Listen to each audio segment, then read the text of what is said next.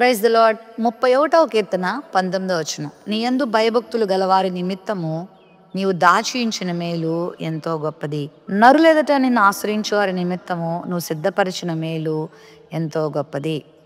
దేవుని యందు భయభక్తులు కలిగి ఉండుట, నరులు ఎదుట ఆయనను ఆశ్రయించుట అనేది ఎంత దీవెనకు ఆస్కారమైన సంగతి అంటే, ఆయన మన కొరకు దీవెనలు దాచిపెడతాడట, మేలులు దాచిపెడతాడట, సిద్ధపరుస్తాడంట. దేవుని యందు భయభక్తులు కలిగి ఉండడం అంటే ఏంటి? చెడుతనాన్ని అసహించుకోవడమే. ఆయన యందు భయభక్తులు కలిగి ఉండడం అంటే ఆయనకు కావలసిన నైవేద్యాలు, మరి ఆయనకు కావలసిన పువ్వులు, ఫలాలు ఇవ్వడం కాదు. ఏవో అర్పణలు అర్పించడమే కాదు. దేవుని వాక్యం చెప్తుంది, భయభక్తులు కలిగిన జీవితం అంటే దేవుడు చెప్పినట్లుగా జీవించడం. దేవుడు ఏం చెప్పాడు? పరిశుద్ధత కలిగి జీవించమన్నాడు. పాపం చెయ్యొద్దన్నాడు, పాపం చూడొద్దన్నాడు, పాపం మాట్లాడొద్దన్నాడు, పాపిగా బ్రతకద్దన్నాడు, పరిశుద్ధినిగా బ్రతకమన్నాడు. తన రక్తం ద్వారా మనందరినీ పరిశుద్ధులుగా చేస్తానని కూడా ఆయన వాగ్దానం చేశాడు. మరి ఆయన యందు భయభక్తులు కలిగి జీవిస్తున్నావా? దేవునికి ఏవో పూజలు చేస్తాం, అబద్ధాలు మానం. ఏవో అర్పణలు అర్పిస్తాం, మోసాలు మానం. ఏవేవో చేస్తాం, దగాలు మానం. మరి కుటుంబంలో ఒకరికొకరు సమాధానం ఉండదు, ప్రేమ ఉండదు, ఐక్యత ఉండదు. ఇలా చేస్తే భయభక్తులు ఉన్నాయని ఎలా అర్థం? దేవుని యందు భయభక్తులు కలిగి నువ్వు జీవిస్తే, నిన్ను వలె నీ పొరుగువారిని ప్రేమించగలిగితే, పరిశుద్ధత కలిగి జీవిస్తే, దయ, కనికరము, జాలి ఇలాంటి చక్కని లక్షణాలు నువ్వు కలిగి ఉన్నప్పుడు ఆయన యందు భయభక్తులు కలిగిన వాడవా అనిపించుకుంటావు. తద్వారా దేవుడు నీకు మేలులు దాచిపెడతాడు, నీకు ఆయన మేలులు సిద్ధపరుస్తాడు.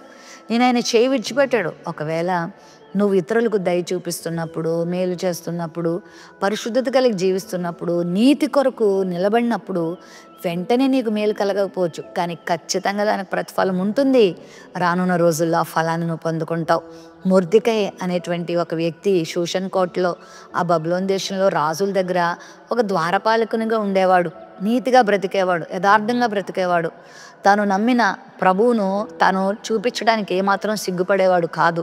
అలాంటి సమయంలో దేవుడు అతనికి అద్భుతమైన మేలు చేశాడు. హామాన్ అనేవాడు అతన్ని చంపడానికి ప్రయత్నం చేసినప్పుడు రాజుకు నిద్ర పట్టకుండా చేసి, మొర్దెకై పేరు కనబడేలా చేసి, అద్భుతంగా దేవుడు మొర్దెకైని విడిపించడమే కాదు, ఏ శత్రువైన హామాను చంపాలనుకున్నాడో అతను త్రవ్విన ఉరికంబం ఎక్కేలా చేసి, అతని స్థానాన్ని, అంటే ఆ ప్రధానమంత్రి స్థానాన్ని ద్వారపాలకునిగా ఉండిన మొర్దెకై దేవుడు ఇచ్చాడు. ఎంత ఉన్నతమైన స్థానాన్ని ఇచ్చాడో చూసావా? మనము చేసిన మేలును, మనం కలిగిన భక్తిని, మనం కలిగిన భయభక్తుల్ని దేవుడు ఎప్పుడు మర్చిపోడు. ఈ ఉదయకాల సమయంలో ఇంతటి భయంకర లోకంలో, ఈ భయంకర సమాజంలో, చెడిపోతున్న మనుషుల మధ్యలో నువ్వు ఆయన యందు భయభక్తులు కలిగి జీవిస్తున్నావు కదా, నీతిని అనుసరిస్తున్నావు కదా. వాక్యం చదవడం మానవు, ప్రార్థన చేయడం మానవు, మందిరానికి వెళ్తావు, దేవుణ్ణి ప్రేమిస్తావు, ఆయన సేవ చేస్తావు, ఆయనకి ఇస్తావు, పరిశుద్ధంగా బ్రతుకుతావు, పరిశుద్ధత కొరకు జీవిస్తావు. నిన్ను ఎందుకు ఆయన మర్చిపోతాడు? ఒకవేళ ప్రస్తుతమే నీకు మేలు కలగకపోయినా నీకు దేవుడు మేలు దాచిపెట్టి రైట్ టైంకి, తగిన సమయానికి దేవుడు నీకు ఇస్తాడు. దేవుడు నీకు మేలు చేస్తాడు, నేను హెచ్చిస్తాడు, నీ యొక్క జీవితాన్ని అనేకులకు ఆశీర్వదకరంగా చేస్తాడు. కృంగిపోవద్దు, భయపడద్దు, రాజీపడద్దు, వెనకడుగులు వేయొద్దు. నీతిగా బ్రతికితే ఏమొస్తుందిలే అని చెప్పి అవినీతిని, దుర్నీతిని నేర్చుకోవద్దు. అదే పరిశుద్ధతను కంటిన్యూ చేయి. అదే వినయము, విధేయత, దీనత్వము, పరిశుద్ధతను కలిగి జీవించు. ఒక దినం రాబోతుంది, దేవుడు గొప్ప కార్యం నీ జీవితంలో చూపిస్తాడు.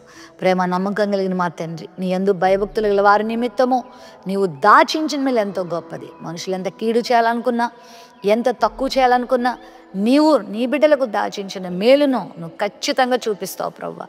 నీ బిడ్డల జీవితంలో అట్టి ధన్యత దయచేయమని యేసు నామములో అడుగుచున్నాం తండ్రి, ఆమెన్.